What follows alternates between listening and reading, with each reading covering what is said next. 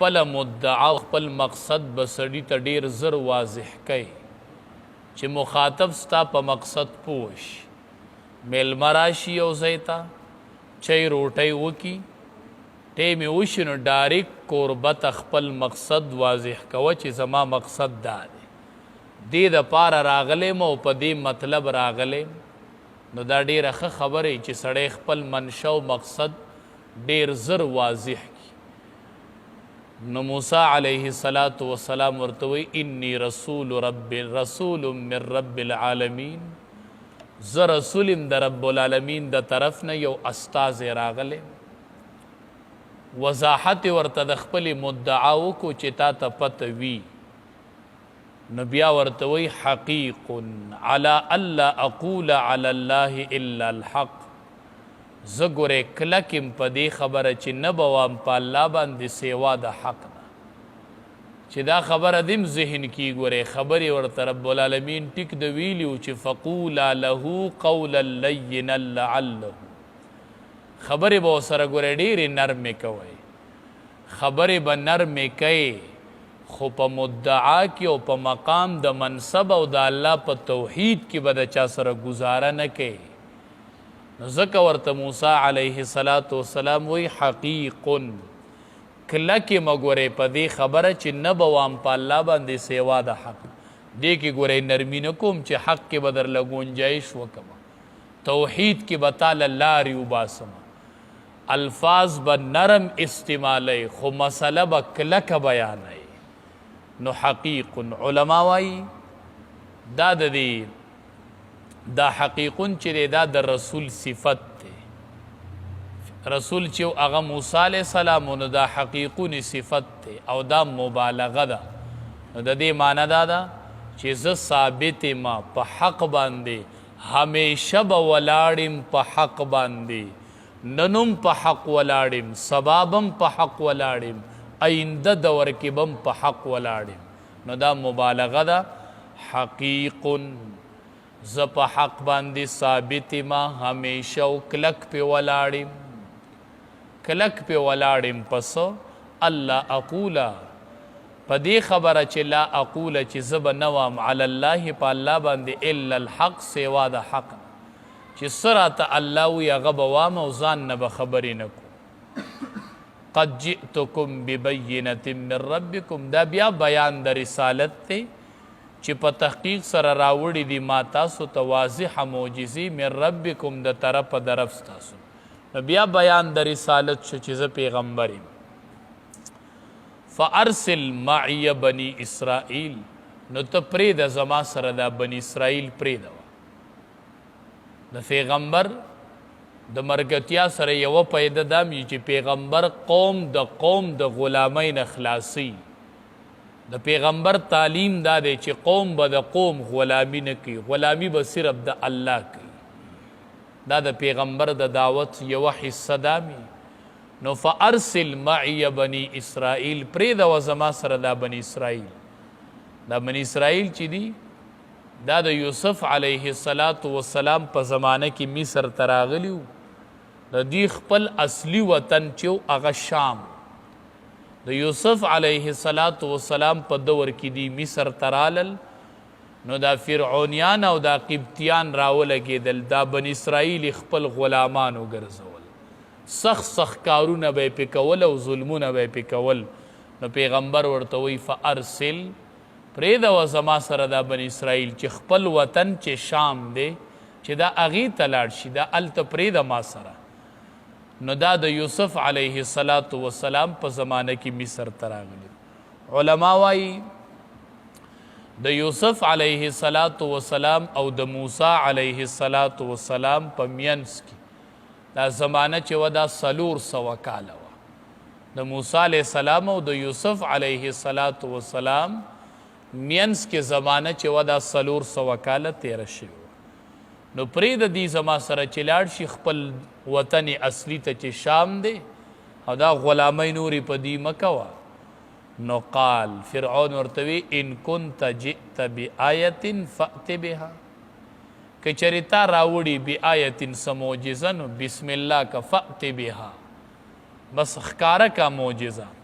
خکاره که ان کنت من الصادقین که چریی ته د رښتینو نو فرعون د موسی علیه السلام نه د رسالت لپاره ګواه طلب مخکې موسی علیه السلام دعوه وکړله انی رسول من رب العالمین نو فرعون ته د ګواه مطالبه وکړه که د خپله خبره کې رښتینی ځان ته په رښتیا رسول وای نو فأت بها ګواه به پکاري ما ته به ګواه ښیي نو موسی علیه السلام دوه ګواهان پیش کړل په یو ګواه کې اشاره د یرې ته په بل ګواه کې اشاره د بشارت او خوشحالی ته یو ګواهی پیش کو چې امسی وغورځوله نو مار ته جوړ شو نو دا تخویف دی دا د یرې ګواه دی دویم چې لاس یې راویستو نو برېښنه یې کوله نو دا بشارت دی نو دوه ګواهان یې پیش کړل یو کې تخویف شو یو کې بشارت شو نو د پیغمبر کاروم دا دی چې کله به خلک یری او کله به ورته خوشحالی اوري بل په دې دوو ګواهانو کې دوه مقصد هم معلوم شو چې د پیغمبر څوک نه مني نو عذاب به ورته میلاویږي مارې ووې مارې اشاره کې ورک او چې د پیغمبر کم منونکي دي نو هغه به همیشه خوشحالي لکه سپین لاس نو دې کې دا اشاره هم وکړله نو ان کنت من الصادقین که رښتینی جو بسم الله کوه راوړه نو فالقا عصاه نو وی غورځوله امسا خپله فاذا هي ثعبان مبین نو هغه خامارو مبین ښکاره خامار تینا جوړ شو نو فرعون چې دا ولیدله ثعبان خامار ته وی غټ مار ته نو یو ځای کې خو قرآن کې جان راغلی دی بل ځای کې یو ځای کې جان راغلی دی علما وی جان چې دی دا نری مار ته وی او بل ځای کې حیه راغلی دی دا عام مار ته وی او دلته وی ثعبان بل ځای کې راځي جان نری مارو بل ځای کې راځي حیتن خو جو مطلق مار ته وی په دواړو اطلاق کېږي خو یو ځای کې راغلی چې جان دا مار نری و بل ځای کې دي ثعبان دا خامارو نو علما وایي دواړه ټیک دي اول دا نری مارو او بیا ترنه غټه اجدها جوړه شوله دویم علما دا توجیه کوي چې نه د وجود په اعتبار سره ثعبان خامارو او د حرکت په اعتبار سره جانو نری مارو دا نری چې ورته ویلی دا په اعتبار د حرکت سره نری مار حرکت ډیر ښه کوي او دا ثعبان چې ورته ویلی دا په اعتبار د جوسی سره نو مطلب دا غټه جوسه وه به حرکت کو ځکه علما وایي نو په اذا هي ثعبان مبین نو دا خامارو ښکاره مبین ښکاره علما وایي د مبین نه یو مسله راووتله چې دا خامارو ښکاره په کولو میدان کې او ټولې دنیا لیدو نو پته ولګېده چې دا نظربندي نه وه بعضې وخت کې خلق نظربندي وکړي دنده کمره کې یو خاص مخصوص ځای کې د هغې نه ټیک ته چې مار جوړ شي خو بار عامو خلقو ته نه ښکاري هغه صرف مخصوصو خلقو ته وي نو وایي ثعبان مبین خامار و خو ښکاره ټولې دنیا ولیدو لکه دا نظربندي وي نو نظربندي په مخصوصو کسانو کېږي او دا خو ټولو لیدو نو پته لګي چې دا نظربندي نه وه علما وایي سراج المنیر دا یو کتاب دی دې کې لیکلي دي وایي چې کله به د مار خوله کوله وکړه که نه نو د دې مار د دې دواړو جامو په منځ کې 80 گزه فاصله وه 80 گزه فاصله وه علما وایي یوه جامه یې په ځمکه پرته وه او بله جامه یې د فرعون د بنګلې په دیوال پرته وه 80 گزه فاصله وه منځ کې دا خو معجزه وه او فرعون چیلنج ورکوي فأت بها اوس ټینګ شه د الله معجزې ته چې کله درتم څوک د قرآن آیات وي د نبی علیه السلام خبره وي دا مه وایه چې که رښتینې نو زه ودي شي زما سره دې دا کار وشي بیا به د فرعون په شان وارخطا ولاړې نو یوه جامه یې کته پرته وه یوه یې په بنګله پرته وه او په لکۍ باندې نیغ ولاړو علما وایي اوږدوالی یو میل دا مار اوږد نو میلوم څه طاقت لري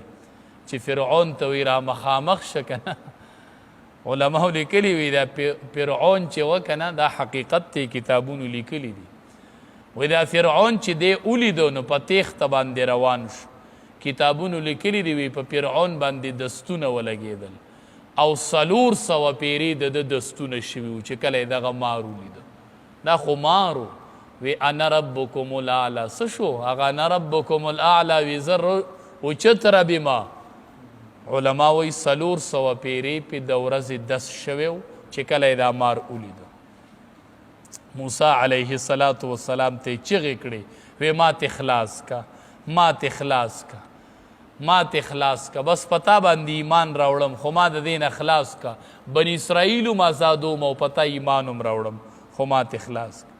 چې موسی علیه السلام ورته لاس کو جام ساتي نه جوړ شو دا خو معجزه وه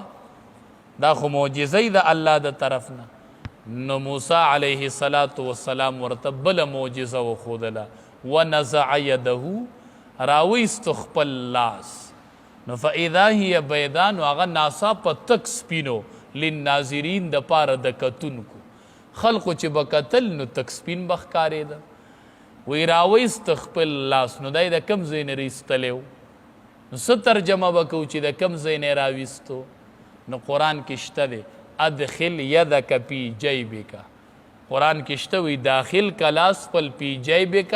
په خپل ګریوان کې بل زیدی وزمم یدک الی جناحک پیوس کا لاس د خپل ترخ سره نو قرآن کې ترخ هم راغلی دی او ګریوان هم راغلی دی ادخل یدک فی جیبک جیب عربی کې ګریوان ته وی نو یې داخل کا خپل لاس په ګریوان نو یو ګریوان بل وزمم یدک الی جناحک ترخ سره دی دا لاس پیوس کا نو یا ترخو یا ګریوانو نو اوس په دې ځای نه راایستلی می که نه نو ونزع یده راویستو خپل لاس د کم ځای نه د ګریوان نه او یا د ترخ نه دواړه ټیک دي یا د ترخ نه راویستو یا د ګریوان نه فاذا هي بیضاء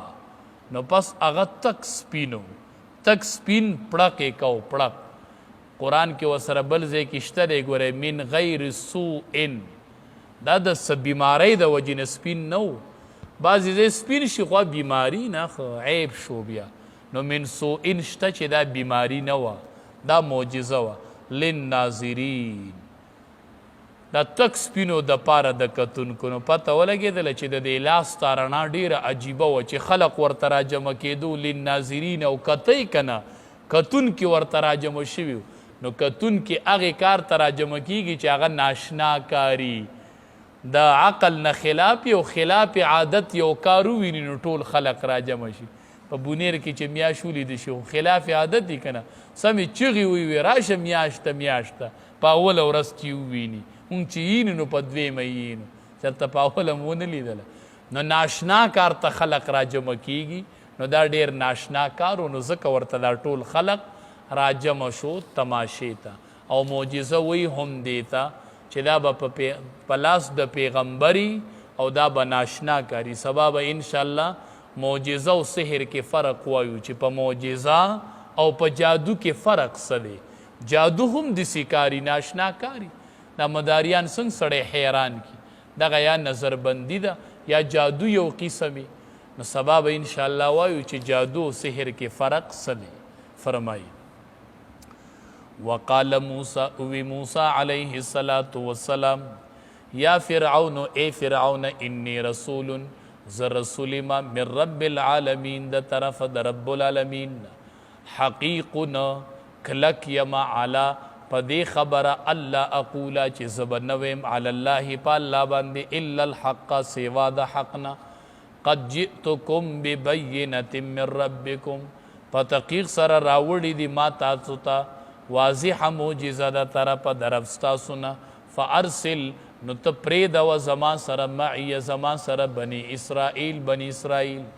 قال نو فرعون ورته وی ان كنت جئت که چېرې راوړې تا بآیة څه معجزه د تنویر د پاره د تنکیر دی بآیة یوه معجزه څه معجزه نو فأتي بها نو ښکاره که هغې لره راوړه هغې لره ان كنت من الصادقین که چېرې ته د رښتینو نه رښتیا وی خو بیا راتله وکړه فالقا عصواه نو وی غورځوله امسا خپله فاذا هي ثعبان مبین پس ناگهانه هغه خامارو ښکارا ونزع یده دراویستو خپل لاس د ګریبان نه یا د ترخ نه فاذا هي پس ناگهانه هغه لاس بیضاء تک سپینو